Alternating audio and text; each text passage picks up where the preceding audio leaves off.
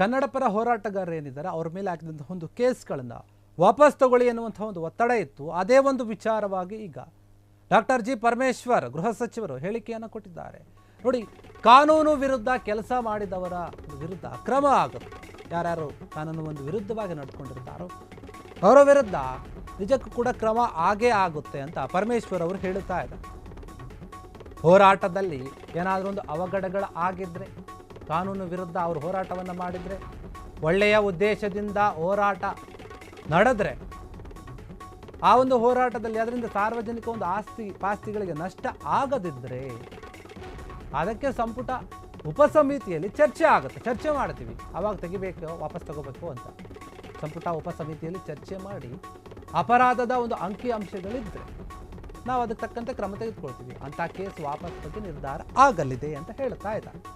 ಅನೇಕ ಸಂದರ್ಭಗಳಲ್ಲಿ ಕನ್ನಡ ಪರವಾಗಿ ಹೋರಾಟಗಳು ಆಗಿವೆ. ಹಿಂದೆ ಕೂಡ ರೈತ ಪರ ಹೋರಾಟಗಳು ಕೂಡ ಆಗಿವೆ. ಕೇಸ್ಗಳು ವಾಪಸ್ಸು ಪಡೆಯಲಾಗಿದೆ ಆ ಒಂದು ವಿಚಾರಗಳಲ್ಲಿ. ಯಾಕೆಂದರೆ ಈ ಒಂದು ವಿಚಾರಗಳೇನಿದೆ ಎಲ್ಲವೂ ಕೂಡ ಮಾತಾಡ್ತಾ ಹೇಳ್ತಾರೆ, ಏನಾದರೂ ಒಂದು ಅಹಿತಕರ ಘಟನೆಗಳಾಗಿದ್ರೆ ನಾವು ತಗೋತೀವಿ, ಸಂಪುಟ ಒಂದು ಉಪಸಮಿತಿ ಹಾಗೂ ಸಚಿವ ಸಂಪುಟ ಒಂದು ಸಭೆಯಲ್ಲಿ ಚರ್ಚೆ ಮಾಡಿ ನಿರ್ಧಾರವನ್ನು ತೆಗೆದುಕೊಳ್ತೀವಿ ಅಂತ ಹೇಳ್ತಾ ಇದ್ದಾರೆ. ಕನ್ನಡ ಪರ ಹೋರಾಟಗಾರರ ಒಂದು ಕೇಸ್ಗಳು ಏನಿದೆ ಅದನ್ನು ವಾಪಸ್ ತಗೊಳ್ಳಿ ಅಂತ ಒತ್ತಡ ಹೆಚ್ಚಾಗಿತ್ತು. ಅದ್ರ ಬಗ್ಗೆ ಪರಮೇಶ್ವರ್ ಅವರು ಮಾತನಾಡ್ತಾ ಹೇಳ್ತಾರೆ, ಈ ಒಂದು ಹೋರಾಟದಲ್ಲಿ ಸಾರ್ವಜನಿಕ ಆಸ್ತಿ ಪಾಸ್ತಿಗಳಿಗೆ ತೊಂದರೆ ಆಗಿಲ್ಲ ಅಂತಂದರೆ, ಒಳ್ಳೆಯ ಉದ್ದೇಶದಿಂದ ಹೋರಾಟ ಮಾಡಿದರೆ ಅಂತಹ ಒಂದು ಕೇಸ್ಗಳ ಮೇಲೆ ಹಾಕಿದರೆ ನಾವು ಅದ್ರ ಬಗ್ಗೆ ಗಮನ ಹರಿಸ್ತೀವಿ, ವಾಪಸ್ ತೆಗೆದುಕೊಳ್ಳುವಂಥ ನಿರ್ಧಾರವನ್ನು ತೆಗೆದುಕೊಳ್ತೀವಿ. ಅದಕ್ಕೆ ಸಂಪುಟದ ಒಂದು ಉಪಸಮಿತಿಯಲ್ಲಿ ಚರ್ಚೆ ಮಾಡ್ತೀವಿ. ಆ ಒಂದು ಉಪಸಮಿತಿಯಲ್ಲಿ ಚರ್ಚೆ ಮಾಡಿದ ನಂತರ ಅಪರಾಧದ ಅಂಕಿಅಂಶಗಳಿಂದ ಎಲ್ಲವನ್ನು ಕೂಡ ನೋಡ್ತೀವಿ.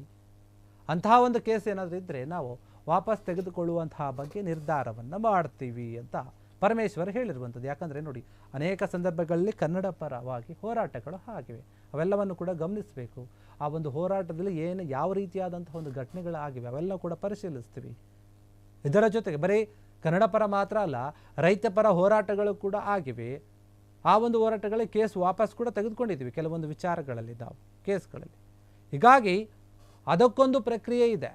ಯಾವ ರೀತಿಯಾಗಿ ಮಾಡಬೇಕು ಅವೆಲ್ಲವನ್ನು ಕೂಡ ನೋಡ್ತೀವಿ. ಅದರಂತೆಯೇ ನಾವು ಕ್ರಮ ತೆಗೆದುಕೊಳ್ಳುತ್ತೀವಿ. ಎಲ್ಲದಕ್ಕೂ ಒಂದು ಪ್ರಕ್ರಿಯೆ ಇದೆ. ಆ ರೀತಿಯಲ್ಲಿ ನಾವು ಕ್ರಮವನ್ನು ತೆಗೆದುಕೊಳ್ತೀವಿ. ಸಂಪುಟ ಒಂದು ಉಪಸಮಿತಿ ಹಾಗೂ ಸಚಿವ ಸಂಪುಟ ಸಭೆಯಲ್ಲಿ ಚರ್ಚೆ ನಡೆದ ಮೇಲೆ ನಿರ್ಧಾರ ಆಗುತ್ತೆ. ಅಲ್ಲಿವರೆಗೂ ಕೂಡ ನಾವು ಏನು ಹೇಳೋಕ್ಕಾಗಲ್ಲ ಅನ್ನುವಂಥ ರೀತಿಯಲ್ಲಿ ಪರಮೇಶ್ವರ್ ಅವರು ಹೇಳಿದ್ದಾರೆ. ಕನ್ನಡ ಪರವಾಗಿ ಕನ್ನಡ ಪರ ಹೋರಾಟಗಾರರು ಎಲ್ಲೇ ಕನ್ನಡಕ್ಕೆ ಅವಮಾನ ಆದರೂ ಕನ್ನಡದ ವಿಚಾರದಲ್ಲಿ ಏನಾದರೂ ಒಂದು ವಿಚಾರಗಳು ಕೇಳಿ ಬಂದಾಗ ಅದರ ಪರವಾಗಿ ನಿಂತುಕೊಳ್ಳುವಂಥದ್ದು ಕನ್ನಡ ಪರ ಹೋರಾಟಗಾರರ ಒಂದು ಕೆಲಸ, ಕನ್ನಡ ಪರ ಒಂದು ಸಂಘಟನೆಗಳ ಕೆಲಸ ಆಗಿರುತ್ತೆ. ಆ ಸಂಘಟನೆಯಲ್ಲಿ ತೊಡಗಿಕೊಂಡವರು, ಈ ಹೋರಾಟದಲ್ಲಿ ತೊಡಗಿಕೊಂಡವರು ಯಾರಿರ್ತಾರೆ ಅವರ ಮೇಲೆಲ್ಲ ಕೆಲವೊಂದು ಕೇಸುಗಳಿರುತ್ತೆ. ಹೀಗಾಗಿ ಆ ಕೇಸ್ಗಳು ವಾಪಸ್ ತಗೊಳ್ಳಿ ಅಂತ ಸಾಕಷ್ಟು ಒತ್ತಡ ಕೇಳಿ ಬಂದಿರುತ್ತೆ. ಆ ವಿಚಾರವಾಗಿ ಮಾತನಾಡ್ತಾ ಹೇಳಿದ್ದಾರೆ.